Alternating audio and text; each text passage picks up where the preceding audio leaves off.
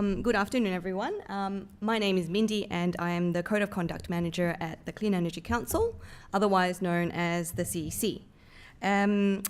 Well, the CEC is a membership-based not-for-profit that advocates for and supports a transition to a cleaner energy system. My understanding for today's sort of session, is how, from the CEC perspective, how we use data to drive better consumer outcomes. The CEC administers a three-pronged compliance program. Let me see if I can work this thing. No. The other one? Nope.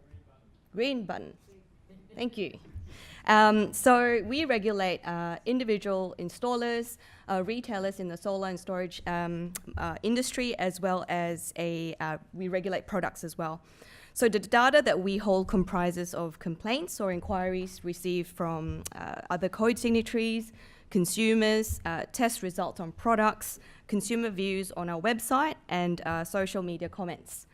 So for the month of September 2018, our Code of Conduct team received approximately 170 consumer inquiries, and our accreditation team received approximately 50 consumer calls. And the consumer section of our website recorded about 331,000 views for 2018 alone.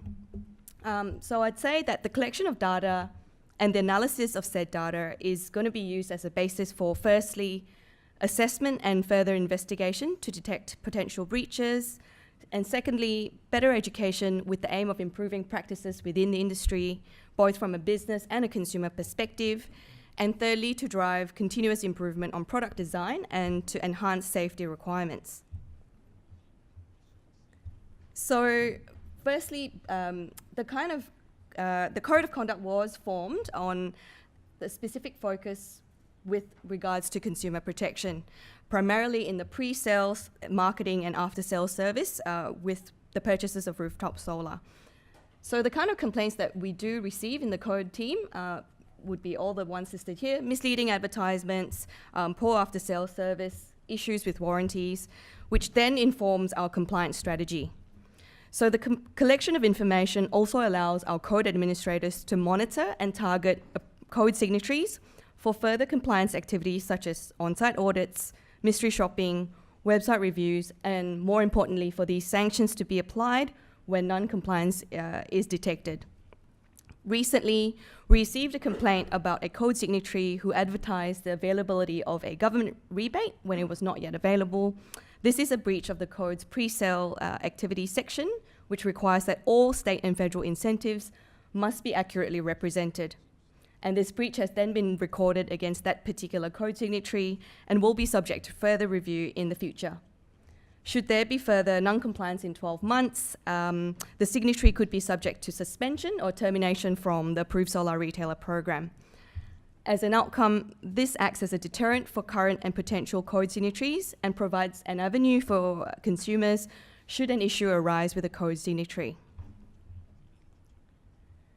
And secondly, with respect to providing better education, the CEC worked closely with the Australian Communications and Media Authority, otherwise known as ACMA, and ACMA have advised the CEC that they received thousands of complaints from Australians, and 20% of complaints are about solar telemarketing.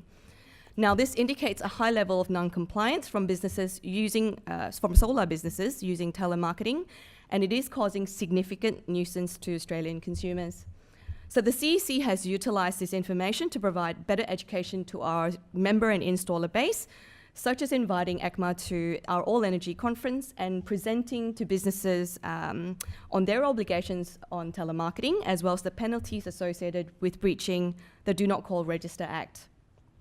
Additionally, the CEC is also planning to host a webinar for our installers and members later in the year. So as an outcome, providing better clarity and further clarity and information to our members raises awareness of their legal obligations, which in turn promotes a fair and transparent environment for consumers. And so from a consumer perspective as well, as I mentioned earlier, we do receive a significant amount of consumer inquiries. As a result, we've developed free downloadable guides for households to installing PV, as well as the guides for storage. And these have recorded approximately 17,000 downloads, as well as 2,456 downloads, respectively, for last year, which is an increase of 37% and 45% from the year before.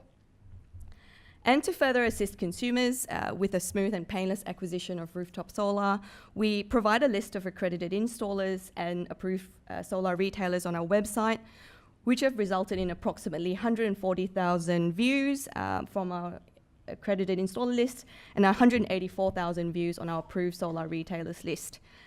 We also have a list of frequently asked questions on battery storage and a consumer checklist that was developed in consultation with the CSIRO, as storage is rapidly rising in demand today.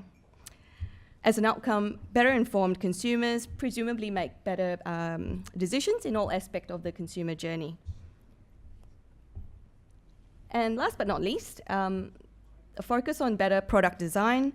Our PV module and system fault reporting survey on the CEC website aims to increase understanding within the PV industry about the types of problems that can occur when different system components are exposed to the Australian environment. The survey has been designed for anyone who owns, installs, inspects, and operates a PV system and has detected a fault or problem with a whole or part of the system.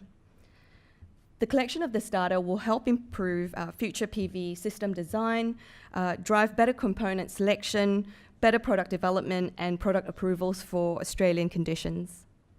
A summary of this information collected will be made publicly available and available on reports on this from the Australian PV Institute, the CEC website, the ARENA website, and in journal publications.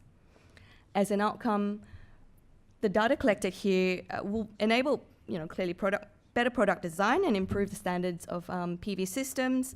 This in turn benefits consumers, as better designed products means a lower rate of repair or replacement costs. Additionally, the CEC also delists a product when a product doesn't comply with our standards in order to raise awareness and ensure compliance with a higher standard.